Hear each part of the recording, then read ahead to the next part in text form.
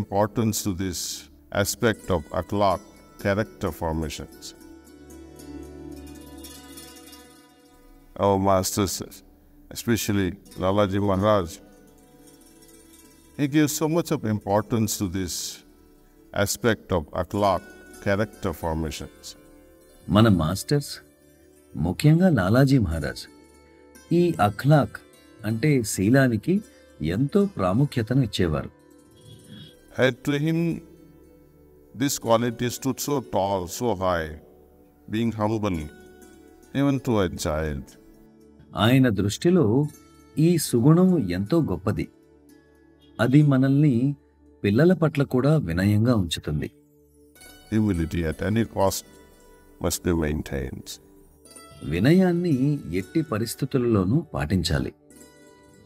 Jokingly, as I was sharing with some people, one of the quotations of Babuji Maharaj. Babuji Maharaj చెప్పిన విషయం నేను అప్పుడప్పుడు పంచుకుంటూ ఉంటాను. He was telling someone, there is nothing wrong in thinking yourself to be great. Go ahead, entertain this idea day in and day out.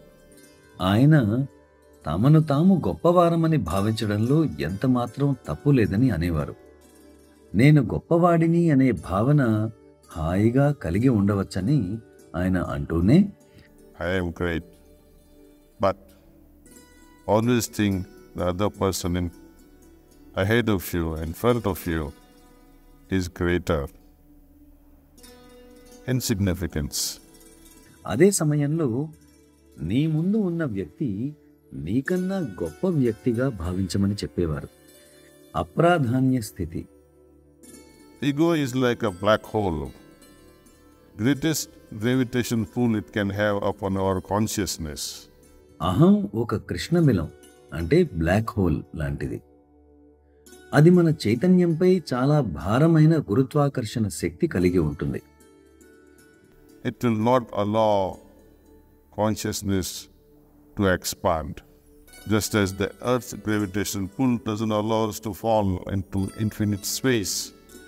భూమి యొక్క గురుత్వాకర్షణ శక్తి మనల్ని అనంత విశ్వంలోకి పడిపోనివ్వదు. Likewise, our ego holds us, our consciousness, terribly to its core. అలానే అహం కూడా మన చైతన్యాన్ని విస్తరించకుండా నిరోధిస్తుంది. తనతో మన చైతన్యాన్ని పట్టి బంధించి ఉంచుతుంది. The most devolutionary process, the result of it, having merged into itself, to its core. పరిణామానికి వ్యతిరేకమైన తిరోగమనం ఇది. Where the consciousness can become like a stone is an example of this, that it is contracting to its core. మన చైతన్యం ఒక రాయిలాగా తయారై అహంకారం యొక్క అంతర్భాగంలోకి ముడుచుకుపోతుంది. But allowing this consciousness to expand by freeing oneself, cutting our relationship with ego, by refining it. అయితే అహాన్ని శుద్ధీకరించుకోవడం ద్వారా, దానితో సంబంధాన్ని తెంచుకోవడం ద్వారా చైతన్యం విడుదలై విస్తరింపబడుతుంది. Becoming more and more humble, consciousness will have an opportunity of expanding infinitely. మరింత వినయపూర్వకంగా తయారైనప్పుడు చైతన్యం అనంతంగా విస్తరించగలిగే అవకాశాన్ని కలిగి ఉంటుంది. So it is so important to expand this level of consciousness, to this level of consciousness. This is possible only through Guru's grace. కాబట్టి ఈ రకమైన చైతన్య స్థాయికి విస్తరించగలగడం ఎంతో ముఖ్యం.